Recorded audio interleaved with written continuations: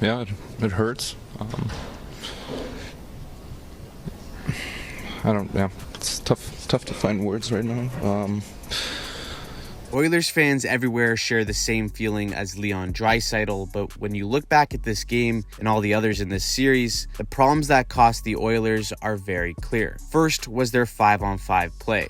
Vegas was the far more effective team in this series off the rush. This was a bit surprising considering Edmonton's star power and overall team speed, but Vegas did a great job in this series capitalizing off an odd man rush and making good on their zone entries. If Vegas couldn't make good off the rush, they would go to the next best thing, which is wearing Edmonton down with zone time. With Edmonton playing man coverage in their own zone and Stuart Skinner struggling to see pucks, their offensive philosophy was simple. Either A, go from low to high as much as you can and funnel pucks on net with traffic, or B, swing up high and cross to confuse man coverage and open up some space. This worked earlier in the series as a White Cloud goal was created from a high switch and missed coverage, and it worked yet again in Game 6. Except this time, they buy themselves enough time to throw a puck on net with traffic, and a good bounce leads to a goal. While this low to high strategy is extremely simple, it worked wonders for Vegas in this series as they scored countless goals from either tipped pucks, seeing eye shots, or juicy rebounds. That brings us to the play of Stuart Skinner. As a rookie goalie and a ton of pressure in a Canadian market, he was my main concern for Edmonton coming into these playoffs. In Game 6, I didn't love the goals that he let in. First, in an attempt to play the puck, he turns it over and then a quick centering pass catches him off guard as he's nowhere close to being set or challenging the shot properly. The third one is tough also as he takes a shot up high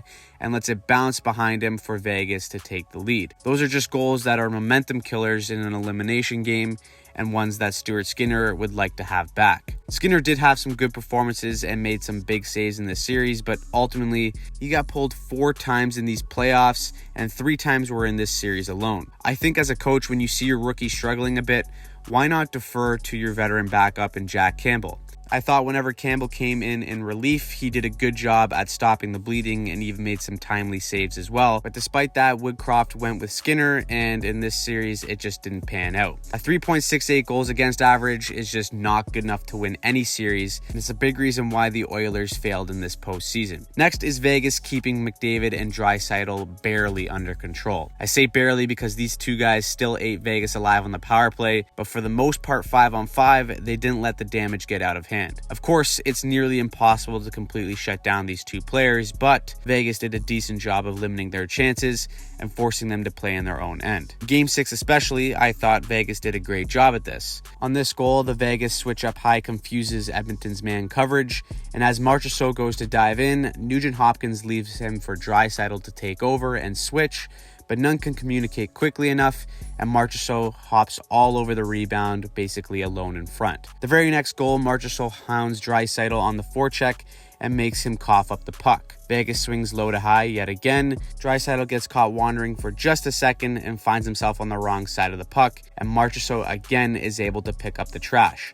While Draisaitl has been brilliant in this playoffs, I thought in this game he looked visibly frustrated. There was even one point where he faked a slash attempt on Pietrangelo too to try and get payback or play some mind games. Even in the handshake line too, it looked like Draisaitl was pretty disgusted with Pietrangelo. I think to some degree that slash by Pietrangelo did change the series in Vegas' favor.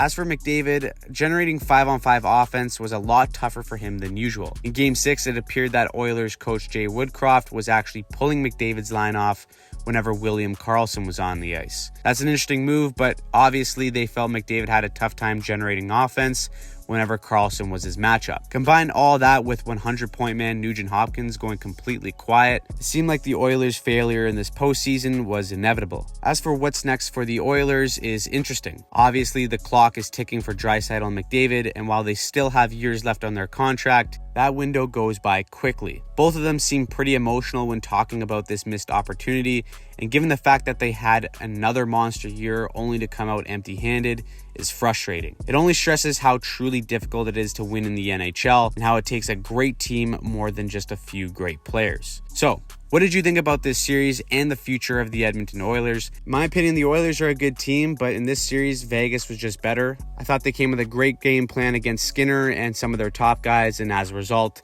that was the difference. So let me know your thoughts in the comments down below, and if you want to see more NHL playoff breakdowns, make sure you hit that subscribe button.